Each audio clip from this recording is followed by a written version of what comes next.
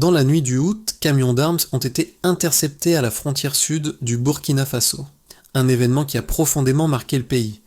Cette saisie, loin d'être un simple incident militaire, met en lumière une guerre invisible qui se joue autour de l'État. Pourquoi cette interception est-elle un tournant stratégique et que révèle-t-elle sur la nature des menaces auxquelles Ibrahim Traoré doit faire face ?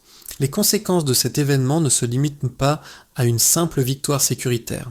Elles annoncent un changement majeur dans la dynamique politique et géopolitique de la région. Le août, l'interception de camions d'armement à la frontière sud du Burkina Faso a secoué l'opinion publique et modifié les équilibres sécuritaires du pays.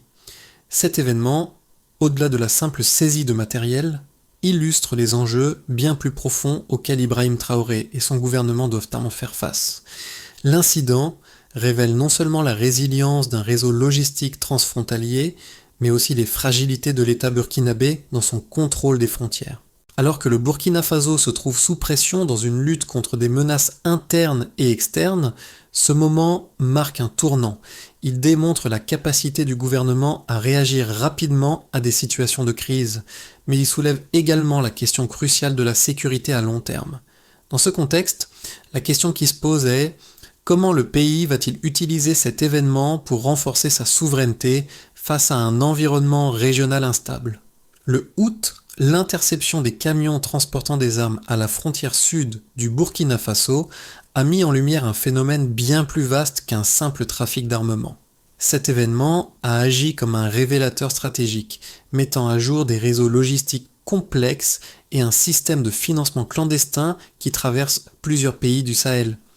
L'opération elle-même n'était pas une action isolée, mais une réponse calibrée à un réseau bien établi, opérant dans l'ombre et exploitant des failles dans la surveillance des frontières. Les autorités burkinabées ont rapidement compris que cet incident allait au-delà d'une simple saisie militaire.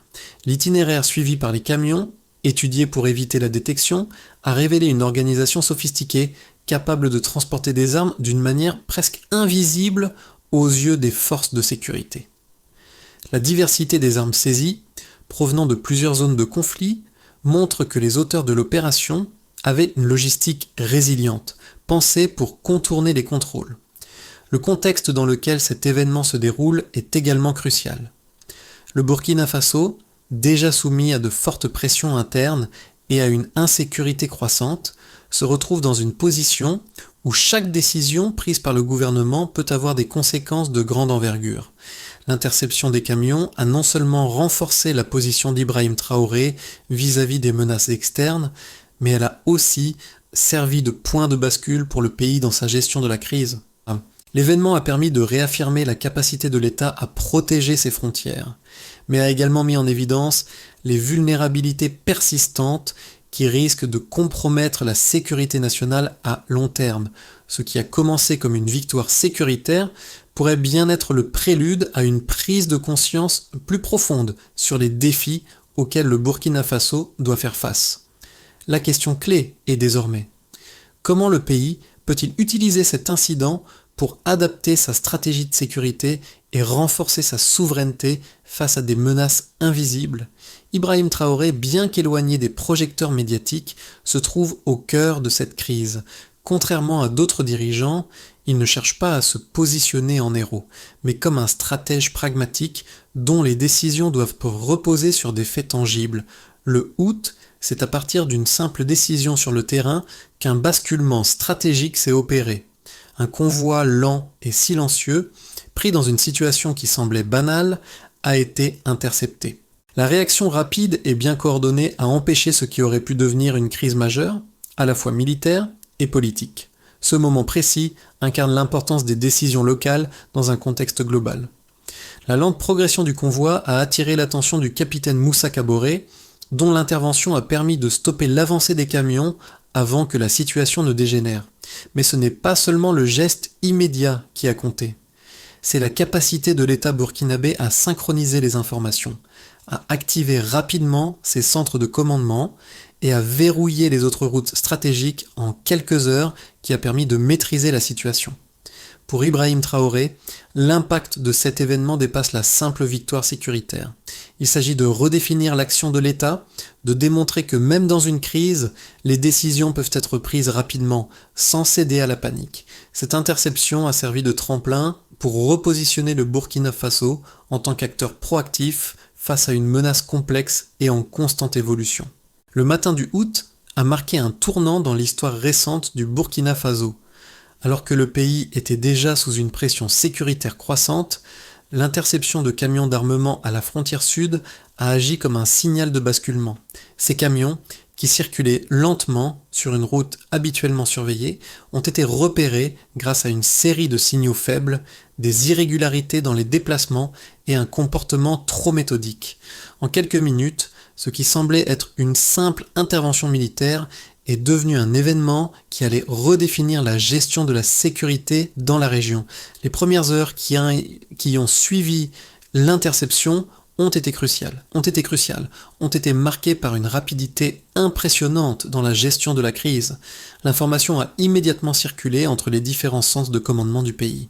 Le processus de validation des données a été essentiel, car il a permis de confirmer non seulement l'ampleur de la saisie, mais aussi la sophistication du réseau d'approvisionnement. Les autorités ont agi avec une coordination inédite, déployant des forces spéciales pour sécuriser d'autres points stratégiques avant même que les chauffeurs des camions ne réalisent l'ampleur de la situation. Cette capacité de réaction rapide a permis de limiter les risques et de maintenir un contrôle strict sur la situation. Dans les heures qui ont suivi l'interception, une analyse plus approfondie des camions et de leur contenu a révélé une réalité plus complexe encore. Les armes saisies provenaient de plusieurs zones de conflit avec des traces de fabrication et des itinéraires de transport qui liaient le Sahel à des zones de guerre éloignées, notamment en Libye. Ce puzzle géopolitique a permis de comprendre que ce convoi ne faisait pas partie d'une opération isolée, mais qu'il était l'un des nombreux éléments d'un réseau plus vaste, reliant des groupes armés à travers le continent africain. La diversité des armes retrouvées, allant des munitions de petite taille aux équipements lourds, a mis en évidence une stratégie d'approvisionnement soigneusement orchestrée et a démontré la résilience du réseau logistique qui opérait dans l'ombre avec la complicité de multiples acteurs à différents niveaux. Le gouvernement dirigé par Ibrahim Traoré a rapidement compris que l'ampleur de cette saisie ne devait pas être minimisée. Ce n'était pas seulement un coup porté contre un trafic d'armement, mais un coup d'arrêt à un système bien huilé, capable de contourner les contrôles et de déstabiliser la région. Cette prise de conscience a déclenché une série de réponses diplomatiques et stratégiques avec des discussions entre les pays voisins et des réunions au sein des instances régionales de sécurité. La question était désormais de savoir comment empêcher qu'une telle situation ne se reproduise, mais aussi comment utiliser cet événement pour renforcer la position du Burkina Faso à l'échelle internationale. Derrière l'efficacité de cette réponse immédiate se cachait un travail minutieux en amont. Des années de surveillance, de préparation et d'échange d'informations entre services de renseignement régionaux ont permis de créer un environnement où des décisions rapides pouvaient être prises avec une grande précision. C'est cette capacité à traiter les informations de manière systématique et à agir sans hésitation qui a fait la différence. En quelques heures, l'État burkinabé avait non seulement repris le contrôle de la situation, mais avait aussi envoyé un message fort. Il ne se laissera pas déstabiliser par des menaces invisibles. Cet événement, d'apparence modeste au départ, a eu des répercussions durables sur la stratégie de sécurité du Burkina Faso. Il a mis en lumière les failles existantes, tout en montrant la détermination du pays à se défendre contre toute tentative de déstabilisation. Dès lors, il est devenu évident que chaque décision, chaque mouvement à la frontière devrait être traité avec une rigueur nouvelle, car la guerre ne se joue pas seulement sur le terrain, mais aussi dans l'ombre. L'interception des camions d'armement a non seulement révélé la sophistication du réseau logistique derrière cet incident, mais elle a également fourni une série de données qui ont transformé l'analyse de cette crise. Ces données quantitatives ont permis de redéfinir la menace et d'éclairer l'ampleur de ce que le Burkina Faso venait d'empêcher. En effet, l'impact de cet événement dépasse de loin la simple saisie de matériel militaire, car il met en lumière un système bien plus vaste, où les chiffres et les faits racontent une histoire d'une grande complexité. Le premier chiffre clé à noter était celui de la quantité d'armement saisi. Camions. À première vue, ce nombre peut sembler anodin, mais il représente une capacité offensive planifiée. Chaque camion était chargé d'armes capables d'équiper des unités militaires complètes. Et l'analyse a montré que ces camions pouvaient alimenter des groupes armés sur une échelle bien plus large que celle initialement envisagée. Environ combattants auraient pu être armés si le convoi avait franchi la frontière. Ce chiffre a révélé l'intention de provoquer un choc rapide, non pas pour occuper de manière durable, mais pour désorganiser immédiatement plusieurs régions du pays. Le deuxième chiffre d'importance concerne le financement de cette opération. Milliards de dollars répartis entre comptes bancaires disséminés dans 7 juridictions. Ce montant, fragmenté en petites transactions, visait à éviter les seuils d'alerte des institutions financières. Loin d'être un simple trafic d'armes, cet événement démontre que les acteurs derrière cette opération avaient un accès à des ressources financières considérables, capables de soutenir un réseau clandestin pendant une période prolongée. Ce chiffre a non seulement révélé l'ampleur du financement, mais aussi la sophistication du réseau économique derrière cette logistique. Le troisième élément quantitatif essentiel a été la diversité des armes retrouvées.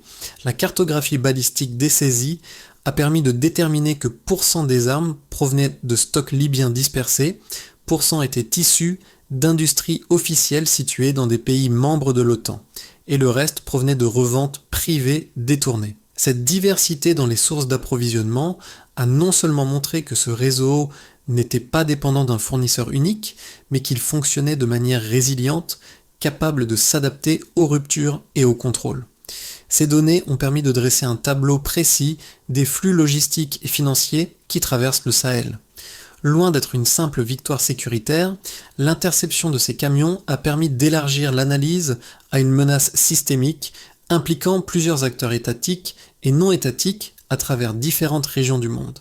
La question désormais était de savoir comment ces preuves allaient être utilisées pour anticiper et contrecarrer d'autres tentatives de déstabilisation dans la région. Le gouvernement burkinabé, fort de ces données précieuses, a alors commencé à repenser ses stratégies de contrôle des frontières et de coopération régionale. Le rôle d'Ibrahim Traoré, bien qu'éloigné des projecteurs, est devenu central dans cette réévaluation. Il a utilisé ces chiffres pour démontrer non seulement l'efficacité de la réponse de l'État, mais aussi la nécessité d'adopter une approche plus proactive dans la surveillance des menaces transfrontalières. L'événement du août a donc marqué un tournant dans la manière dont le Burkina Faso perçoit et gère les risques. Ce n'est plus une question de répondre à des menaces ponctuelles, mais de comprendre et d'anticiper les dynamiques complexes qui façonnent la sécurité nationale et régionale. Grâce aux preuves quantitatives récoltées, le pays s'est désormais doté des outils nécessaires pour une surveillance plus fine et plus systématique de ses frontières. L'interception des camions d'armement ne peut être comprise sans analyser les deux thèses concurrentes qui émergent à partir des preuves recueillies. La première thèse, largement soutenue par les services de sécurité du Burkina Faso, ainsi que par certains analystes régionaux, avance que cette opération relève d'une ingérence extérieure organisée. La diversité des armes saisies, ainsi que les itinéraires de transport, montrent que ce convoi n'était pas un acte isolé, mais faisait partie d'un réseau plus large, opérant à l'échelle transfrontalière. La présence de sociétés écrans, la fragmentation des fonds en multiples petites transactions et la diversité des sources d'armement pointent vers une implication extérieure, notamment des acteurs venus de zones de conflit comme la Libye. Ces éléments suggèrent une opération pensée pour frapper rapidement et se dissoudre avant de pouvoir être détectés avec des soutiens multiples venant de l'extérieur du Burkina Faso. La seconde thèse, portée par un certain nombre de sceptiques à l'intérieur du pays, insiste sur les vulnérabilités internes du Burkina Faso. Selon cette vision, La réussite de l'opération de transport des armes à travers la frontière ne serait pas uniquement le fruit d'une organisation extérieure, mais résulterait aussi de failles locales.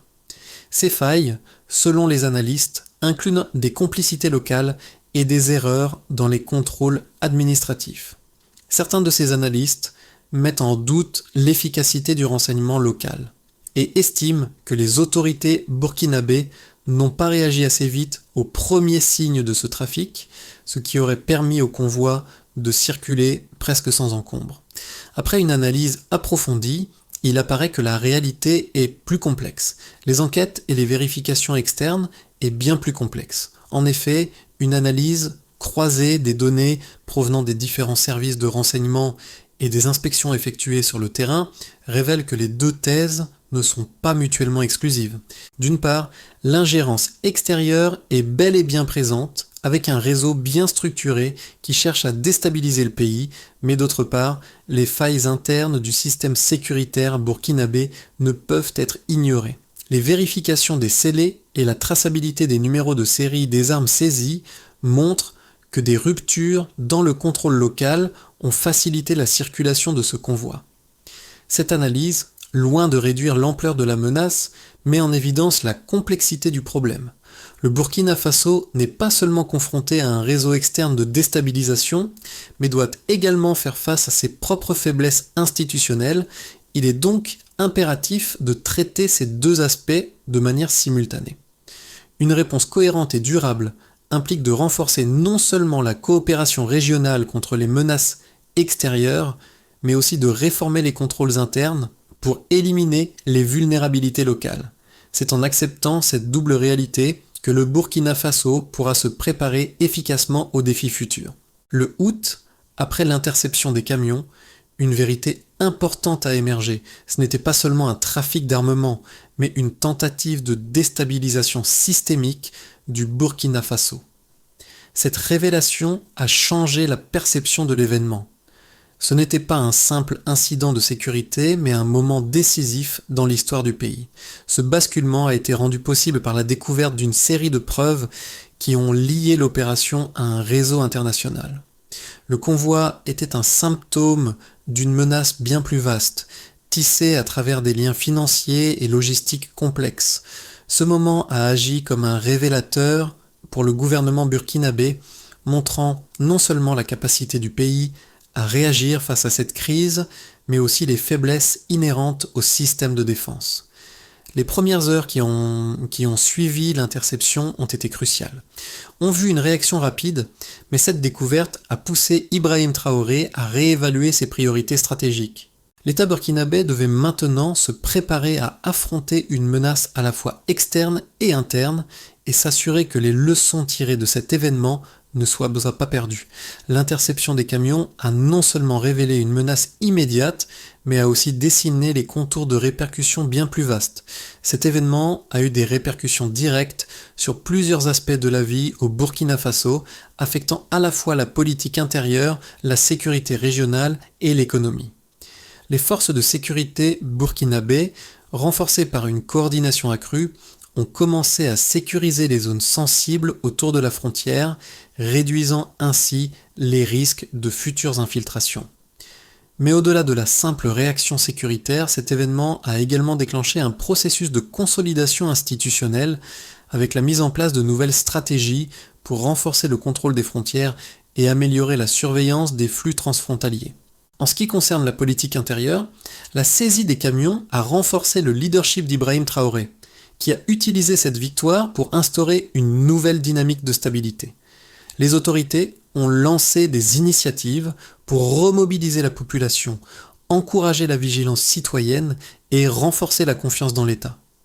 Cela avait été particulièrement important dans un contexte où la société civile, de plus en plus sensible aux menaces extérieures et internes, avait besoin de signes clairs de l'engagement de l'État pour protéger sa souveraineté. Sur le plan régional, l'incident a provoqué des réactions variées parmi les pays voisins du Burkina Faso.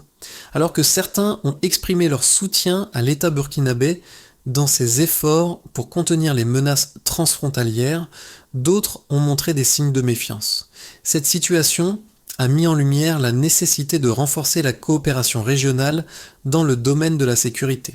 Les États voisins ont progressivement intensifié les échanges de renseignements et renforcé la coordination des patrouilles frontalières, une initiative qui pourrait permettre d'endiguer d'autres tentatives de déstabilisation à l'avenir. Cependant, cette dynamique a aussi révélé les fractures internes au sein de la région où certains pays peinent encore à coopérer de manière efficace face aux menaces transnationales.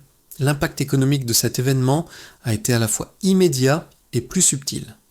Si, à court terme, les investisseurs étrangers ont fait preuve de prudence, préférant attendre pour voir si la situation allait se stabiliser, les acteurs économiques nationaux ont réagi différemment. Le Burkina Faso a observé une certaine résilience du secteur privé local, notamment dans les secteurs de l'agriculture et des infrastructures où des projets ont continué d'avancer, soutenus par la promesse d'une plus grande sécurité.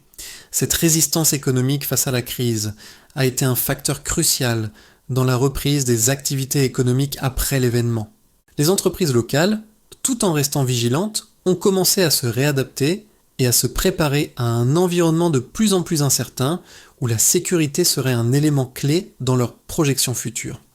Enfin, cet événement a également eu un impact sur la perception des citoyens vis-à-vis de leur gouvernement. Pour beaucoup, la saisie des camions a symbolisé une victoire contre l'invisible, un signal que l'État est capable de répondre aux menaces. Mais cette victoire a aussi soulevé des questions plus larges sur la durabilité des mesures prises. Les Burkinabés se sont retrouvés partagés entre un sentiment de sécurité retrouvé et une inquiétude croissante face à un environnement régional de plus en plus instable. Les autorités devront désormais répondre à ces préoccupations en mettant en place des stratégies de long terme qui non seulement rassureront la population, mais aussi prépareront le pays à affronter de futures crises. À la suite de l'interception des camions, 3 scénarios plausibles se dessinent pour les 6 à 12 prochains mois, chacun influencé par l'évolution de la situation sécuritaire et politique du Burkina Faso. Ces scénarios ne prétendent pas prédire l'avenir avec certitude, mais ils offrent une base pour réfléchir aux choix stratégiques à venir et aux impacts qu'ils pourraient avoir sur le pays et la région. Le premier scénario, dit de base, repose sur une stabilisation vigilante du Burkina Faso. Dans ce cadre, les autorités se concentrent sur le renforcement de la sécurité intérieure tout en poursuivant la coopération régionale. Les frontières seront davantage sécurisées, notamment par la mise en place de nouveaux systèmes de surveillance, et les forces de sécurité continueront de travailler en coordination avec les voisins du pays pour prévenir toute nouvelle tentative de déstabilisation. Sur le plan économique, la reprise devrait être progressive avec une attention particulière portée aux secteurs stratégiques comme l'agriculture et les infrastructures. Les investissements étrangers devraient reprendre lentement, soutenus par une amélioration de la situation sécuritaire, mais ils resteront prudents face aux incertitudes politiques. Ce scénario suppose un retour à une forme de normalité, bien que fragile, où les menaces extérieures restent contenues mais non éliminées. Le deuxième scénario, optimiste, envisage une accélération de la coopération régionale. Dans ce cas, le Burkina Faso pourrait jouer un rôle de leader dans la consolidation de la sécurité au Sahel en renforçant les échanges d'informations et la collaboration avec les autres pays du Sahel. Les initiatives régionales de patrouille conjointes et de partage de renseignements se multiplieraient, créant un environnement plus sécurisé pour les entreprises et les citoyens. Les investissements étrangers, en particulier dans le secteur minier, pourraient augmenter grâce à un climat sécuritaire amélioré. Sur le plan politique, Ibrahim Traoré pourrait réussir à utiliser les leçons de l'événement du août pour engager des réformes institutionnelles, consolidant ainsi sa position et préparant le pays à de futures crises. Ce scénario suppose une dynamique positive de coopération et de résilience institutionnelle qui renforcerait la position du Burkina Faso tant au niveau régional qu'international. Enfin, le troisième scénario, pessimiste, imagine un renforcement des tensions internes et externes. Si la situation sécuritaire venait à se détériorer, le Burkina Faso pourrait faire face à une pression accrue de la part de puissances internationales accompagnées de campagnes de désinformation. L'instabilité croissante pourrait provoquer une érosion de la confiance dans les autorités, ralentissant ainsi la reprise économique. Le pays pourrait se retrouver dans une situation où il doit gérer simultanément des tensions internes et des crises sécuritaires sur ses frontières. Dans ce scénario, les mesures de sécurité seraient renforcées, mais l'instabilité politique interne limiterait l'efficacité des réponses. Le risque principal résiderait dans la polarisation croissante de la société et l'incapacité à répondre de manière cohérente aux défis multiples auxquels le pays serait confronté. Ces trois scénarios, bien que distincts, partagent un point commun. Ils dépendent de l'évolution de la capacité du Burkina Faso à gérer les menaces internes et externes tout en maintenant une stabilité institutionnelle. Les leçons tirées de l'incident du août devront guider les décisions à venir, avec l'objectif de renforcer la résilience du pays face à des défis incertains. Le choix du scénario dépendra de la capacité de l'État à naviguer dans cette complexité et à mobiliser ses ressources de manière stratégique. L'interception des camions d'armement a, de manière inattendue, agi comme un révélateur non seulement pour les autorités, mais aussi pour les citoyens burkinabés. Bien que l'événement ait été perçu à l'origine comme une victoire sécuritaire, il a suscité des réactions variées parmi la population. Alors que certains ont exprimé un sentiment de soulagement et de fierté, d'autres ont posé des questions plus profondes sur la manière dont l'État allait capitaliser sur cet événement pour garantir une sécurité durable. La victoire immédiate contre les menaces extérieures a renforcé la confiance de la population dans les capacités de son gouvernement. Cependant, cette confiance, bien que positive à court terme, ne doit pas être prise pour acquise. Les citoyens, en particulier dans les zones rurales et périurbaines, ont désormais une exigence accrue, celle d'une vigilance continue et d'une plus grande transparence dans la gestion des menaces. Pour beaucoup, l'événement du août n'était pas seulement un moment de victoire, mais un tournant dans la manière dont le pays doit se préparer à de futures crises. Les attentes sont élevées, elles incluent la mise en place de stratégies de prévention plus efficaces et une gouvernance plus réactive face aux événements imprévus. Cela a également déclenché une plus grande participation citoyenne. Les discussions au sein des communautés locales, l'engagement des radios communautaires et les initiatives populaires ont mis en évidence un désir de collaboration plus active entre les autorités et la population. Les Burkinabés veulent être impliqués non seulement comme spectateurs d'une crise, mais aussi comme acteurs dans la prévention et la gestion de la sécurité nationale. Cette dynamique est essentielle pour renforcer le tissu social et garantir que chaque citoyen se sente responsable de la protection de son pays. L'interception des camions d'armement a agi comme un signal fort pour le gouvernement burkinabé, mais elle a aussi mis en lumière la nécessité d'une réponse systématique et coordonnée face aux défis sécuritaires. Après cet événement, il était impératif de transformer cette victoire immédiate en une solution durable. Le Burkina Faso, tout en affirmant sa souveraineté, devait désormais se concentrer sur la mise en place de stratégies de long terme pour prévenir de futures tentatives de déstabilisation. Une des premières étapes dans cette direction a été de renforcer les infrastructures de surveillance aux frontières. L'État a commencé à déployer des technologies avancées de détection et de suivi des mouvements suspects, tout en améliorant la coopération avec les pays voisins. Ce processus a permis de mieux contrôler les flux transfrontaliers, d'identifier plus rapidement les risques potentiels et de réduire la vulnérabilité du pays face aux réseaux transnationaux. La centralisation des bases de données militaires, policières et douanières a également été un élément clé de cette réforme, facilitant l'échange d'informations en temps réel et l'identification des menaces avant qu'elles ne deviennent critiques. En parallèle, le gouvernement a commencé à travailler sur la consolidation des capacités locales de sécurité. Cela a impliqué une formation renforcée pour les agents des forces de l'ordre, mais aussi la mise en place de programmes de sensibilisation à l'échelle nationale pour encourager la participation citoyenne. Les autorités ont compris que la sécurité ne pouvait être assurée par l'État seul et qu'il était essentiel d'impliquer la population dans la protection des frontières et dans l'identification des risques. Ce travail de collaboration avec la société civile visait à établir une vigilance collective et à renforcer les liens entre l'État et ses citoyens. Enfin, une autre réponse fondamentale à cette crise a été la diplomatie sécuritaire régionale.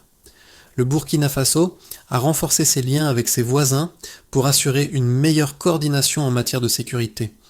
Une plus grande collaboration au sein de la région du Sahel s'est avérée indispensable pour contrer les menaces communes et le Burkina Faso a pris des mesures pour promouvoir une coopération plus étroite au niveau des politiques de défense et de sécurité. Cela a permis non seulement de sécuriser les frontières, mais aussi de rassurer la population sur la solidité de l'engagement de l'État face à l'instabilité régionale. L'événement du août a marqué un tournant dans l'histoire du Burkina Faso, mais il a aussi ouvert la voie à une réflexion plus profonde sur la souveraineté et la résilience d'un pays face aux menaces invisibles. À travers l'interception des camions d'armement, le Burkina Faso n'a pas seulement prouvé sa capacité à réagir rapidement, mais il a aussi montré la force de son système de défense, même face à des défis complexes et inédits. Ce moment, bien qu'apparemment anodin, incarne l'essence de la vigilance et de la préparation. Ibrahim Traoré, loin d'être un héros solennel, a incarné le pragmatisme et la lucidité, soulignant que chaque décision compte et que la sécurité d'un pays repose sur la capacité à lire les signes faibles avant qu'ils ne deviennent des menaces majeures. Cette histoire rappelle que les moments décisifs sont souvent des instants d'action discrète, pris loin des regards, mais qui ont un impact profond sur l'avenir d'une nation. Le message est clair, la souveraineté ne se construit pas dans la réaction, mais dans la préparation continue. À l'avenir, le Burkina Faso devra non seulement maintenir cette vigilance, mais aussi en faire une pratique ancrée dans la conscience collective, car la résilience d'une nation ne se mesure pas seulement par sa capacité à éviter une crise, mais par sa manière de s'adapter et de croître après chaque défi. Le août a non seulement révélé une vulnérabilité stratégique, mais a également forgé une nouvelle vision pour l'avenir du Burkina Faso. La résilience de la nation ne repose plus uniquement sur sa capacité à réagir aux crises, mais sur son aptitude à anticiper, à se préparer et à s'adapter aux menaces en constante évolution. Le chemin qui s'ouvre devant Ibrahim Traoré et son gouvernement est celui de la stabilité, de la vigilance et de la réactivité. Face à l'incertitude régionale, chaque citoyen doit maintenant se sentir impliqué dans cette mission collective de défense. L'État ne peut réussir seul.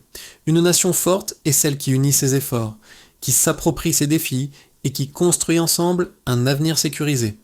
C'est à vous, citoyens burkinabés, de porter ce flambeau de la vigilance et de l'action. Chaque geste compte, chaque signal faible repéré est une victoire. Le futur appartient à ceux qui savent regarder au-delà des apparences et qui choisissent de protéger leur avenir commun.